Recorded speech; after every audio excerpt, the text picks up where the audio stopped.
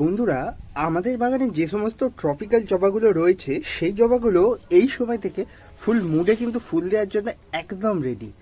গরমকালে বিভিন্ন সমস্যার মধ্যে দিয়ে আমাদের এই গাছগুলো যাচ্ছিল। কুঁড়ি ড্রপের সমস্যা, পাতা এইভাবে হলুদ হয়ে যাওয়ার সমস্যা, বা পাতা শুকনো হয়ে পড়ার সমস্যা, বিভিন্ন রকম সমস্যার মধ্যে দিয়ে যাচ্ছিল।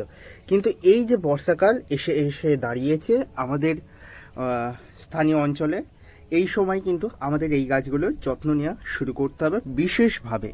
কেননা এই গাছগুলো আর কিছুদিন পর, মানে মোটামুটি ধরো 1 মাস পর কিন্তু রীতিমতো ভালো পরিমাণে ফুল দেওয়ার জন্য তৈরি হয়ে যাবে। 1 মাস মোটামুটি যে পরিচর্যাগুলো তোমাদের দেখাবো বা যে যত্নগুলো নেওয়ার কথা বলবো, যদি নিতে পারো তাহলে বলতে পারি এই গাছ কিন্তু রীতিমতো হাসবে। গাছে প্রচুর পরিমাণে আমরা ফুল প্রত্যেকে চাই, পাশাপাশি চাই গাছের একটা সুন্দর স্বাস্থ্য। ছোট্ট 6 ইঞ্চি টবের মধ্যে বসানো আজ এই গাছগুলোর চেহারা দেখে সত্যি আমার নিজের মন আনন্দে উৎফুল্ল হয়ে ওঠে। আপনারা অনেকেই দেখেছেন বড় জায়গায় গাছ লাগিয়ে দিয়েও গাছের গ্রোথ ঠিকঠাক পরিমাণে হচ্ছে না, গাছে আশানুরূপ ফুল হচ্ছে না, গাছে আশানুরূপ বৃদ্ধি হচ্ছে না। কিন্তু আমার এই গাছগুলো দেখুন কত সুন্দরভাবে বেড়ে উঠছে। এই সুন্দরভাবে বেড়ে ওঠার পেছনেও কিন্তু প্রচুর কারণ রয়েছে। আমরা যারা ছাদে বাগান করি তারা সমস্ত সময় চেয়ে থাকি আমাদের বাগানের যে সমস্ত জবা গাছগুলো রয়েছে সেই গাছগুলো যেন সারা বছর ফুল দিক, সারা বছর চিরসবুজ থাকুক, পাশাপাশি প্রচুর সংখ্যক গাছের ডালপালা হোক, প্রচুর সংখ্যক, যার ফলে ফুল হবে। কিন্তু বিশেষ কিছু আমাদের ঘাটতি রয়ে যায় যত্নে, যার কারণে এই গাছগুলো ঠিকঠাক পরিমাণে ফুল কখনোই দিয়ে উঠতে পারে না। আজকে সেই সমস্ত ঘাটতি নিয়েই তোমাদের সামনে আমি হাজির হয়েছি। অনিশ, তোমাদের প্রত্যেককে স্বাগত জানাই আজকের ভিডিওতে। এই গাছগুলোর প্রতিস্থাপন আমি তোমাদের দেখিয়েছিলাম আজ থেকে মোটামুটিভাবে 4 মাস হবে। 4 মাস আগে গাছের প্রতিস্থাপন দেখিয়েছিলাম। এখন গাছগুলোর কারেন্ট কন্ডিশন দেখো। অনেকদিন হলো এই গাছগুলো নিয়ে সেপারেটলি ভিডিও করা হয়নি, কিন্তু এখন কন্ডিশন দেখে সত্যি নিজে বলবো মুগ্ধ হয়ে যাচ্ছি। আমিও গাছগুলোকে বার করে দেখিনি, শুধুমাত্র ভেতরে রাখা ছিল যেখানে সমস্ত জবা গাছগুলো থাকে সেখানে পরপর রাখা থাকে, কিন্তু তার সত্ত্বেও গাছের গ্রোথ আলাদাই হয়েছে। এই সময় যে কাজটি করতে হবে, মাটিতে যদি কোনো আগাছা জন্মায় প্রথমত এই আগাছাগুলোকে তুলে ফেলতে হবে। কারণ এই আগাছা যখনই জন্মাবে তখনই দেখবে গাছের অবাঞ্ছিতভাবে খাদ্যের ঘাটতি হচ্ছে, তোমরা খাবার দিচ্ছ তাও গাছে কিছু না কিছুর ঘাটতি হচ্ছে। পাশাপাশি লক্ষ্য করবে, দেখবে তোমাদের গাছে অনেক সময় এমনিই পোকামাকড় চলে আসছে, কীটনাশক দিচ্ছে তাও কিছু কাজ হচ্ছে না, পিঁপড়ে আসছে। এই সব কিছুর মূলে রয়েছে এই ধরনের আগাছাগুলো। সেকেন্ডলি আমি বলবো যেটা মাটি, এই বর্ষায় কিন্তু আমাদের গাছের মাটিটা কিন্তু বিশেষভাবে পর্যবেক্ষণ করতে হবে। দেখতেই পাচ্ছেন মাটির ওপর মিশ্র খাবার দেওয়া রয়েছে। গত সপ্তাহে মিশ্র খাবার এই গাছগুলোতে অ্যাপ্লাই করা হয়েছে। মিশ্র খাবার অ্যাপ্লাই করলে যেটা সুবিধা হয় সেটা আমি কিন্তু সেই ভিডিওতে ডিটেলে বলেছি, যারা দেখোনি অবশ্যই আই বাটনের লিঙ্ক দিয়ে দেবো, দেখে নেবে। এরপর বললি যে গাছে খাবার তো দেওয়া হচ্ছে, মাটিটা কিভাবে ট্রিটমেন্ট করবে।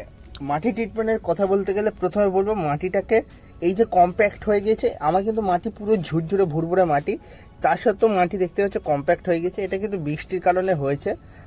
আর এই মাটি যখনই কম্প্যাক্ট হবে তখনই লক্ষ্য রাখবে যাতে রুট বাউন্ড না হয়ে যায়, কারণ রুট বাউন্ড হলে গাছ ভালো মতো আর গ্রোথ নেবে না। গাছের শুধুমাত্র ওভারঅল গ্রোথ নিলেই হয় না, গাছের শিকড়ের গ্রোথটার দিকেও মাথায় রাখতে হয়। আর রুট বাউন্ড হলে গাছের আর শিকড় বাড়বে না, গাছে আর নতুন করে শাখা প্রশাখার বিস্তার গাছ ঘটাবে না। গাছের যতটা ওপরে বাড়ে তার থেকে কিন্তু দ্বিগুণ গাছ নিচেতে বাড়ায়, মানে শিকড়েতে বাড়ায়, এটা কিন্তু মাথায় রাখবে। আর যখন তোমরা লক্ষ্য করবে যে গাছের ওপরের গ্রোথ কমে গিয়েছে, মানে এই যে ওপরে আমরা ভেজিটেটিভ গ্রোথ যেটাকে বলি, মানে পাতার গ্রোথ, ডালপালার গ্রোথ, এটা কমে গিয়েছে, তখন লক্ষ্য করবে যে গাছের টবের ওপরে কি শিকড় উঠে আসছে, মাটির ওপরে কি শিকড় উঠে আসছে। যদি দেখো শিকড় উঠে আসছে তখনই ধরে নেবে গাছের রুট বাউন্ড হয়ে গেছে। আমি বলবো সেই সময় থেকে 1 সপ্তাহের মধ্যে রিপোর্টিং করো, বেটার রেজাল্ট পাবে। কিন্তু 1 সপ্তাহের মধ্যে রিপোর্টিং করলে যেটা হবে, গাছে তোমরা খুব তাড়াতাড়ি এক্সট্রা গ্রোথ নিয়ে আসতে পারবে তোমরা কম টাইমের মধ্যে।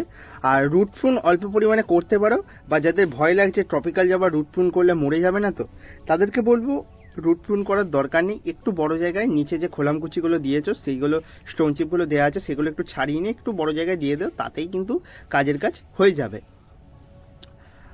আর যেটা এই সময় করতে পারো, যারা নতুন গাছ বসাবে চেষ্টা করবে যতটা সম্ভব ছোট জায়গার মধ্যে বসানোর। কারণ এই ছোটো জায়গার মধ্যে আমরা যখনই গাছগুলো বসাবো তখনই লক্ষ্য করতে পারবো গাছের কিন্তু শিকড়ের বৃদ্ধিও ভালো হচ্ছে, তার পাশাপাশি গাছের ওপরেও বৃদ্ধি কিন্তু দারুণ গতিতে হবে।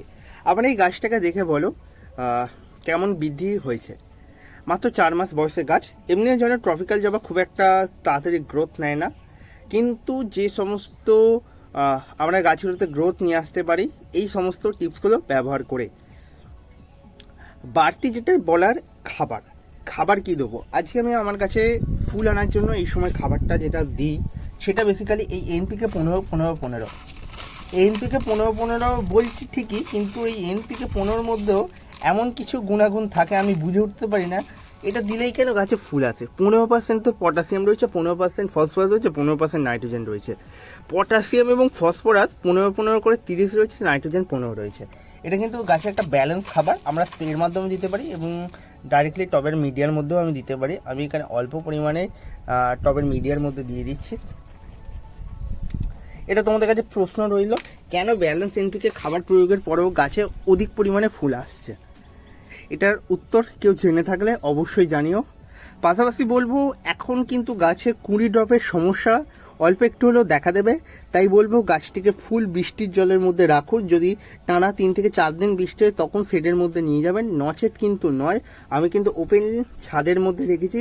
ড্রেনেজ ব্যবস্থা যখনই ভালো থাকবে তখন কোনো সমস্যা হবে না আশা করব। পাশাপাশি বলবো যেটা, আমাদের গাছের যখন নতুন ডালপালা আসবে বা নতুন গ্রোথ আসবে এই সময় কিন্তু প্রচুর পোকামাকড়ের উপদ্রব হবে।